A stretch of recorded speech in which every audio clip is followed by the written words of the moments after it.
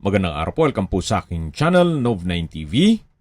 Patalasasan po, meron po ba kayong mga properties na napapabayaan or non-performing assets? Plan nyo ibenta, pero wala kayong oras pagbenta nito. Kung ito'y pagkakatiwala nyo po sa amin, tawag lang po kayo sa aking numero, usap po tayo, gawan ko po ng video for free. Yes, libre po. Wala po kayong babayaran. Tutulungan pa namin kayong mabenta ang inyong property. Kami na po bala sa marketing, sa boosting, pati po sa paid advertisements, even sa tripping. Hindi na po kayo mapapagod sa pag-entertain ng mga buyers. Kami na po bala sa lahat. Tawag lang po kayo. Nandito po tayo ngayon sa Nasugbu, Batangas kung saan meron po tayong bagong video presentation. Isang 3,000 square meters na farm lot na meron pong tiny house. Ito po ay along cemented barangay road. Patag na patag po ang lupa. At tungkol naman sa dokumento nito, ito'y titulado, buhay po ang may-ari. Kaya wala po kayong magiging problema sa documentation o sa transfer ng title. Napakatahimik po ng lugar, sariwa ang hangin, at sa klima naman po, banayad lang. Hindi naman siya ganun kainit at hindi naman ganun kalamig. Napakalapit lang po nito sa bayan mismo ng Nasugbu. 13 minutes drive lang po, nandun na po kayo. Kung saan, kumpleto na po doon lahat ng business establishments, even hospital. Mamaya po sa dulong parte ng video, pag-usapan natin ang distance, location, travel time, pati presyo nito. Kaya kung hanap nyo po ay isang maliit na sukat ng lupa para sa inyong weekend farming na 2 hours and 36 minutes from Manila, baka po pwedeng makonsidera nyo itong property na to. At pwede rin maging income generating once na taniman nyo ito ng mais o tubo. Ito po yung tinutukoy ko na maliit na bahay. Yan po yung barangay road. At ito po yung inner lot. Mula main road, mga 2 to 3 minutes drive papunta dito sa property. Kaya sobrang tahimik po. Walang ganong dumadaan na sasakyan dito. Yan po yung bungalow house na meron pong view deck. Ito po ay 1 bedroom lang. Hindi po available yung susi, pero upon tripping siguro pwede tayo mag-request. Pero bare lang po yan. Actually, itong bahay ay freebies na lang. Hindi na po ito sinama sa computation sa pagbebenta nitong kabuang 3,000 square meters. Meron na rin pong sariling source of water, may pig pen, may bodega. Ito pong bahay ay may 1 bedroom with sala o living area, kitchen at banyo.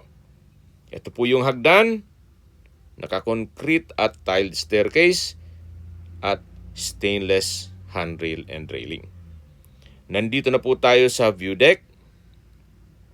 Yan po yung bubong, maayos na maayos pa.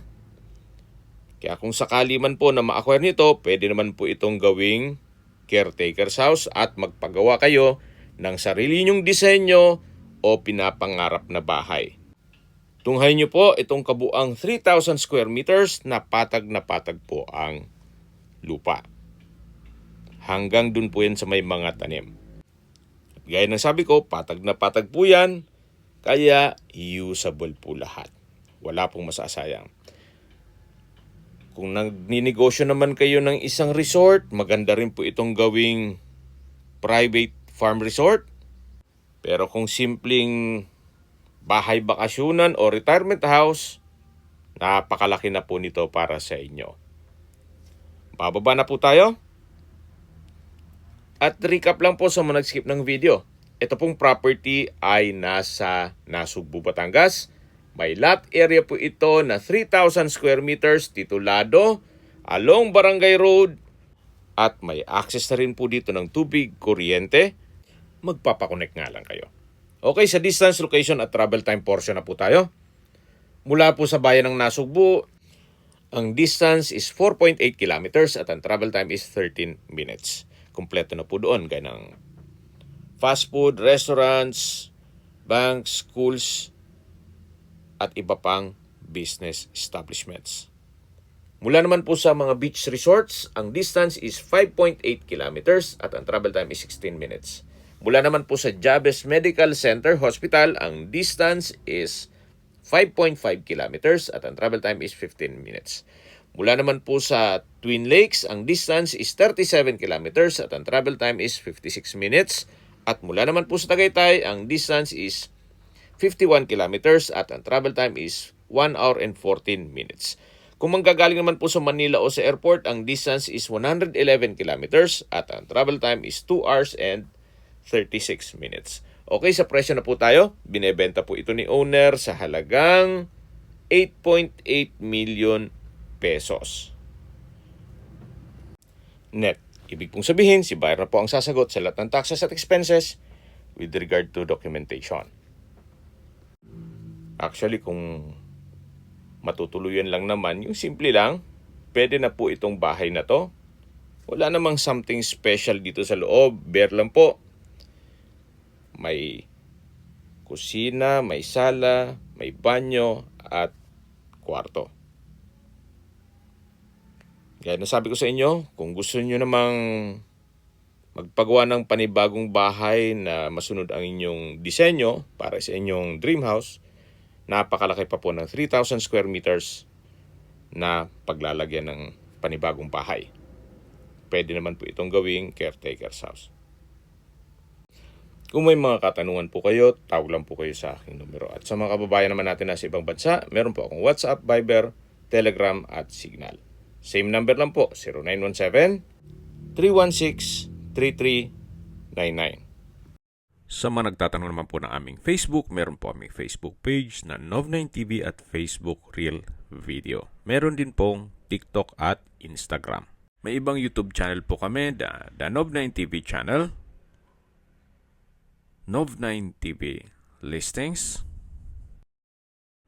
Nov9TV On The Spot, Nov9TV Updates, at Nov9TV House Rental. Sana po naibigyan nyo ang video presentation. Paki-like and subscribe na lang po sa aking channel para ma-update din po kayo sa aking future listings. Kung sakali po hanap nyo yung mas malaking sukat ng lupa, meron din po kami ibang listings na pwede nyong pagpilian. Huwag po kayong mag-atubiling tumawag sa amin. Then, let us know your budget para malaman namin kung anong property pwede naming ilog sa inyo. Sa lahat pong viewers, subscriber at nagtiwala po sa amin, salamat po sa suporta. Ingat po kayo lagi at yung pamilya. Maraming salamat po.